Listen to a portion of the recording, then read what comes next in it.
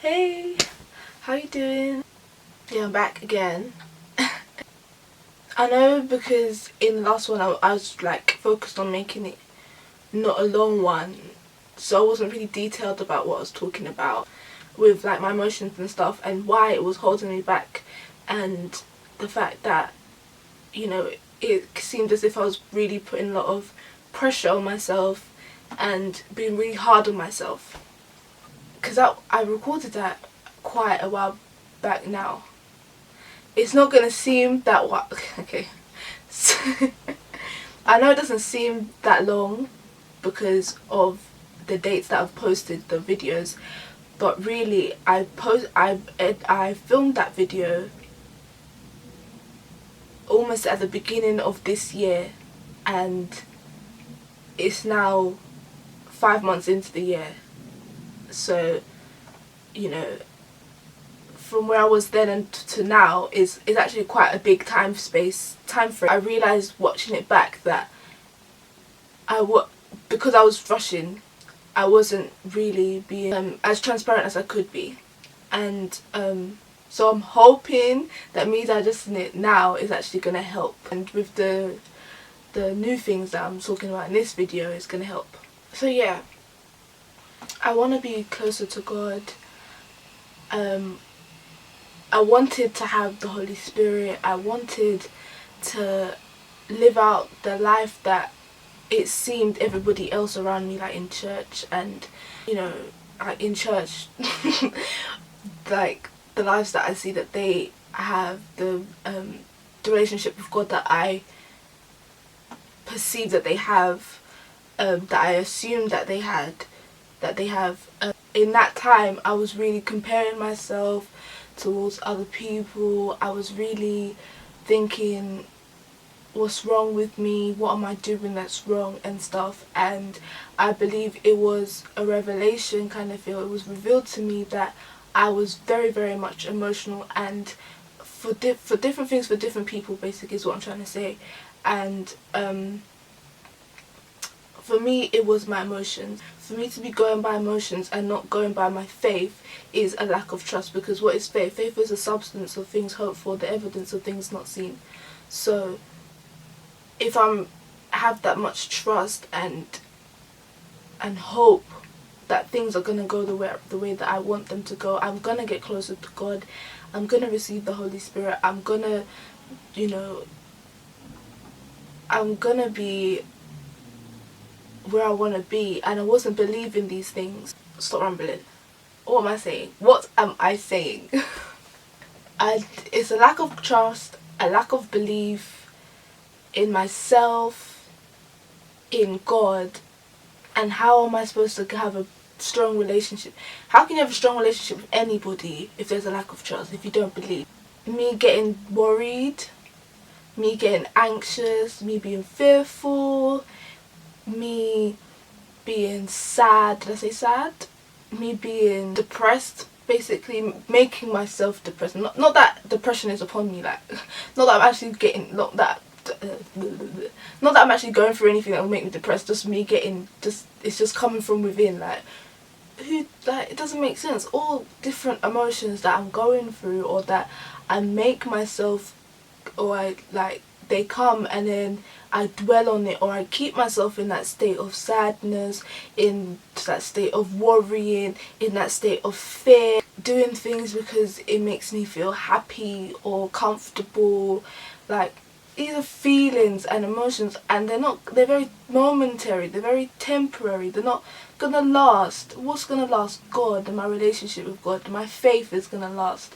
And it should last if it was strong enough, and I would let it to be strong, and I could give it a chance to be strong and get stronger if I was stopped. Forget about these stupid emotions that will come and like distract me, and come and disconnect me, and come and, you know, take away my focus, derail me, like. And it was all me. I couldn't blame it on anybody else, because it was all me, and it's all my heart. And knowing that my heart is deceitfully wicked, knowing that my heart is desperately wicked, and still falling for it every time.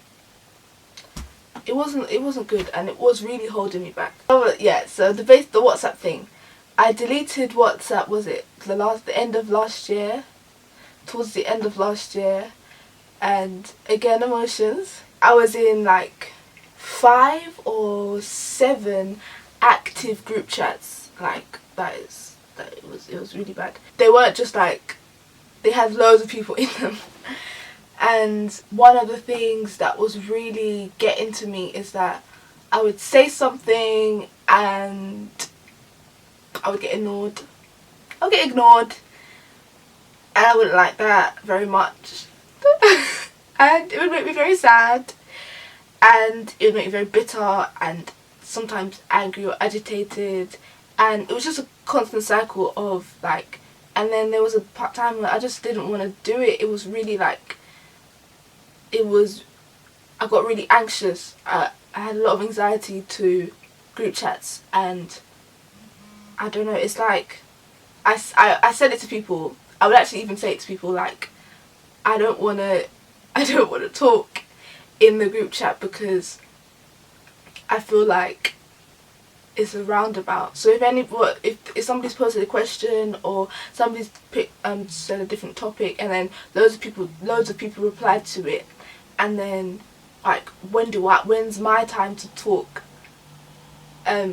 like talk and then be acknowledged, to get what I mean? If it was like a detailed, or like I would say, yeah, I like that, but this and this or that, or how about this and this, when do I give my opinion knowing that it will be, acknowledged? And a lot of the time it wasn't acknowledged, so I had a lot of fear towards it, thinking, oh, I can't talk on these things because people aren't going to answer me, they're going to ignore me, or it's going to take them like 5 hours to reply. And like what would really get me upset was that it's not just a personal conversation, because obviously if it's a personal chat I'm not going to be up in my feelings about it, but because there's like 10 to 20 people on the chat and everybody's busy at the same time. Okay, is that what you're telling me? You're telling me everybody's too busy to answer me at the same time. Nobody can reply to what I'm saying at this moment in time. Nobody is there. Nobody's about. Nobody's online. So it would really, really get me upset. I just deleted the app. I thought I deleted it, but I just deleted the app. So like, I thought, let me go on my phone. Me clicking the X, can you see? Is it focusing? I thought that me clicking the X on the app would delete it, but I realised at the time that I wanted to go back that I didn't actually delete it. Yeah, I didn't delete my account, I just deleted the app. So to me, I thought that it was gone. Like all my chats, everything was gone. I didn't really care. At first I was like, how can I do that? But then it came to me that, I'm being really, really emotional right now. What's triggering these emotions? WhatsApp. And what on WhatsApp is triggering the emotions? The chats and the people that aren't replying to me. So I deleted it and I felt no way about it. I had to get really to the point of revolt, or like to the point of irritation, that I didn't want to feel that way anymore. I didn't want anything to make me feel that way. It was bad enough that I felt stupid for feeling those ways anyways. Like, why are you getting so emotional about people not replying to you? It's not that deep. And it wasn't that deep, and I felt stupid enough for that. It was becoming that deep to me. So I just had to be like, you know what? No, I need to do this because, like, it's for me. I have to do something. I have to do something about this, and I have to do something quick, because how am I, like, nobody's gonna help me. Nobody's gonna do it for me. Nobody's gonna, get over myself for me. Get me over myself. So I deleted it, and I told a couple people, and they were like, oh, how could you delete it? Especially like in church. because a lot of the chats were from church. Like we had a lot of group chats for like the different groups that we have, the different ministries that are going on in church. And it wasn't so much those chats that were that I was getting upset about. So, but the fact that, and that was one of the reasons why I didn't want to delete it, because I had a couple important chats that I needed to be in, like the groups of the church that the groups from church that I'm in. So when I told one of my friends that I had deleted WhatsApp, she was like, how could you do that? Because like it's important that I be in those chats. I said, well, if anybody needs to get in contact with me urgently, they have my number. They can call me, they can text me. To get what I mean, WhatsApp, you don't have to get me on WhatsApp. I'm not on WhatsApp at the moment, and that was up because I'm not on WhatsApp at the moment.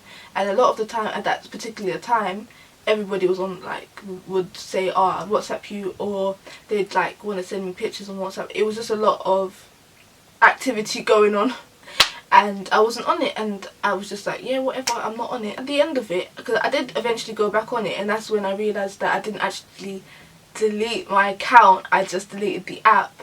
So the fear of losing those important chats, I just came back and it was like I never left kind of thing. So I don't even really believe anybody realised that I was gone from the important ones that I was so fearful of deleting WhatsApp for. But me, I felt so much better in myself knowing that I did that. And one thing that, when I was starting to become a bit fearful of, oh no, it's been a bit of a long time, maybe I should go back on it, but I knew that it wasn't the right time yet, was that encouraged me was that verse, if your arm, if your hand, if your eye causes you to sin, then pluck it out, then chop it off, because it's better for you to get into heaven with one eye, with one hand, with one arm, than for you to go to hell with all of your limbs. And that's how extreme I had to think of it, because you know, because like I said in the beginning, capital sins, like, those are so easy for people to be like, oh my goodness, how can you be sleeping around, like, what, how can you be swearing, like, oh my goodness. It's easy for people to think, oh my goodness, you murderer, like, oh my goodness, you're a thief, like, it's strong, isn't it? It's harsh. But, oh, you're emotional, you're a woman, so obviously you're emotional, like oh, you're emotional, okay, well, everybody has feelings, like, you're not a robot, come on. It's easy for you to excuse yourself. It's easy for me to excuse myself. It's easy for it to be thought of as, Sharice, come on, it's not deep. You're being emotional by thinking that you're emotional. But that was me. That was what I had to, that was my cross that I had to bear. That was me. That was my sin. As much as I don't want to think of it because as a sin, it was a sin, because it wasn't drawing me closer to God, was it? To bring everything to a nice conclusion, if I can, there's a lot of things that I go through in my life that I feel looks a certain way to other people, and it makes me uncomfortable knowing that that's what it looks like. But I just have to not care, and I just have to go with what I know works for me. I know that I am an extremist, and it gets me the results that I need, basically. I'm very radical, and being radical in my faith, being radical in my life gets me the results that I want. So, like, what was I saying the other day, like, my social media enterprises, my friend said that phrase to me one time, and it's stuck. It's actually, like, it made me laugh. It really made me laugh, but it's actually true, because they are my social media enterprises. But anyways, how serious I take social media as my controlled online content. I really control what I put on there, especially my Instagram and my Facebook page. I don't just post random stuff on my personal pages or whatever to the extreme. So, like, on my Instagram, it's all professional photos, and if it's not, and it's like heavily edited, and or if it's not taken on my professional camera, it's or it's like from my iPhone, it'll be like heavily edited and stuff. And I just feel like that's me, and why should I be apologetic of that? I didn't tell you that, you know, it's my reality. It's my highlight reel, and I want my highlight reel to look good. I want to control what I'm putting out there, and I want to be in control of my emotions, and I don't want to be, I mean, I'm transparent enough, do you get what I mean? I don't need to be, there's being emotional, and then there's showing my emotions. I'm not afraid to show my emotions if they're true and genuine emotions, but I don't want to be led. I don't want to make decisions based on my emotions, which is what I was doing. It wasn't bad that I was emotional. It was bad that I was following them. I was letting them go anywhere. That it was like, if I was crying, that I would be crying for the whole day. Like, who's telling you to cry the whole day? Like, not that I was crying the whole day, but like, I would be saddened for a very long time, and it's not for me to be saddened for a very long time. Why can't I see the situation positively? Why did I let the sadness alter the things that I did? Because no, just don't do that. Don't do that. Yeah, I'm extreme and radical. A lot of people would say do things in moderation, but that's not me. That hasn't helped me in my weight loss journey. That hasn't helped me with my hair.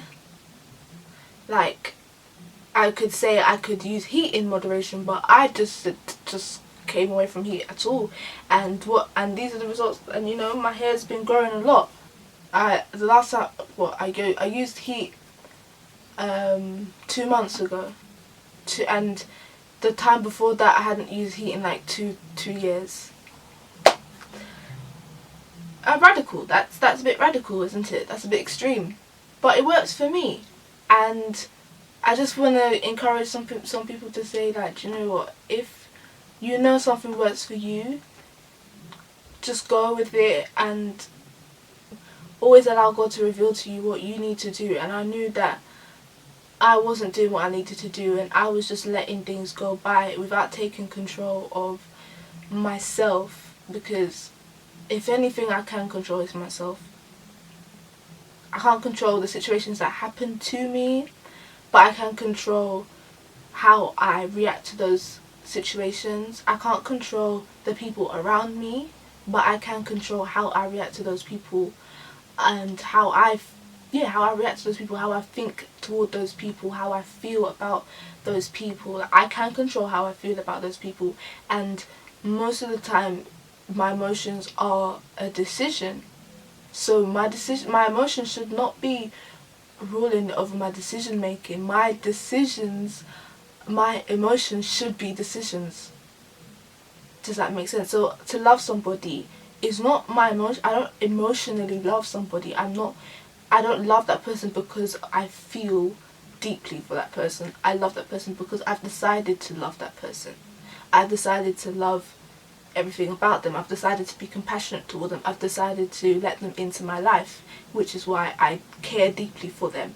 Not because I feel, not the feeling doesn't come before the decision. The decision has come before my emotions, and what transpires after that is controlled emotions. And I feel like that has made me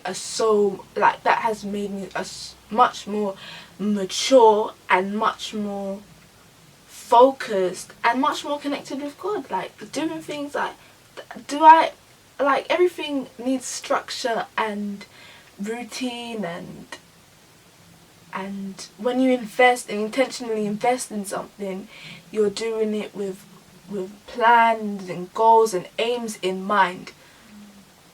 So my inner self needs to be controlled and have structure, and have intentional aims and plans going through it. Do you get what I mean? So that's what I meant by it. And yeah, so I'm going to be singing Jonathan McReynolds' Pressure, because as I said, I was so under the impression that the way my life looks is not the way that I want it to look, and it needs to look like everybody else's, or it needs to go a certain way, or it needs to follow a certain formula, or I'm not going to get to where I need to be doing the things that I'm doing right now, and there must be something that I'm doing wrong, there must be something I'm doing wrong, there must be something I'm doing wrong, when there was, but I wasn't looking at the thing that God was revealing to me. I was looking at other things, thinking that, excusing myself and nitpicking at other things, which wasn't helping, and trying to get things done in the time that I wanted because I know that it didn't look right to other people. And yeah, just a whole lot of pressure for no reason, from myself, from others, and people aren't intentionally putting pressure on me. That's what, like, it's just me putting it upon myself with my emotions. And where's that and that's why the pressures come from. But yeah.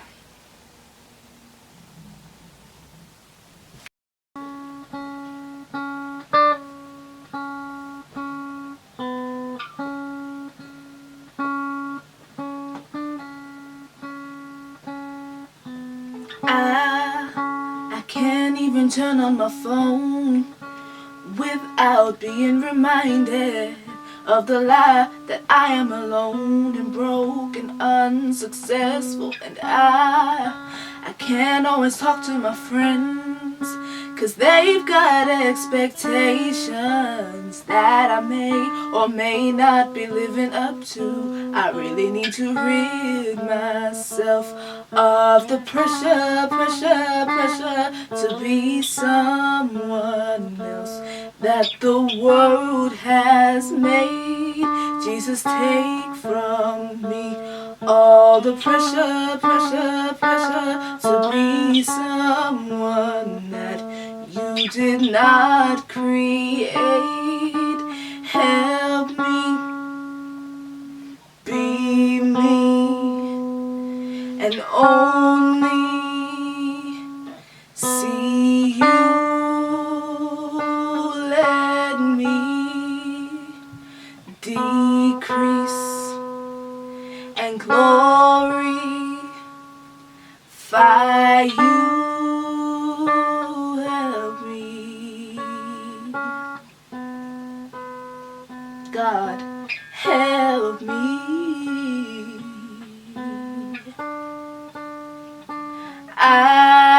I thought my intentions were good, just act like a Christian should, and hope that someone watching would approve and be inspired. But if you're not feeling my show, then how far could I go before all of my accomplishments go down in fire? Just 'cause of all the pressure to be someone else that the church has made.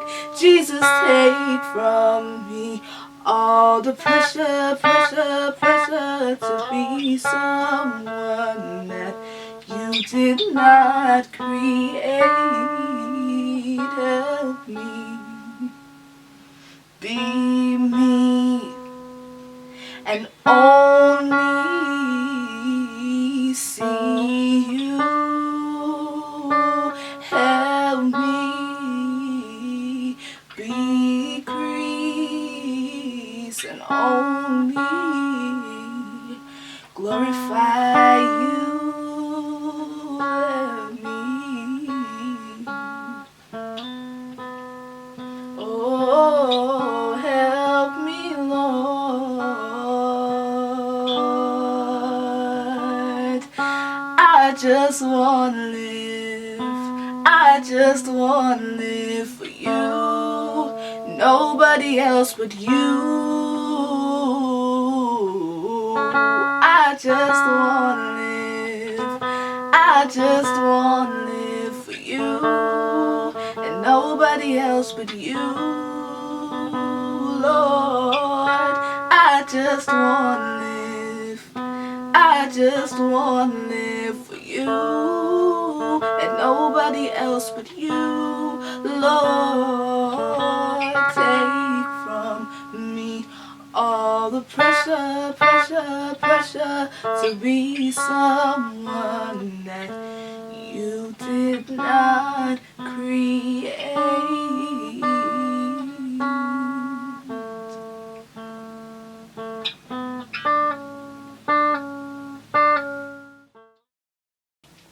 So you're not on camera, Aaron. So I have a very talented guitarist sitting right next to me, but unfortunately he doesn't want to be in the shot. Which is upsetting, but okay, we'll just respect his wishes. You ready? It's my brother, by the way.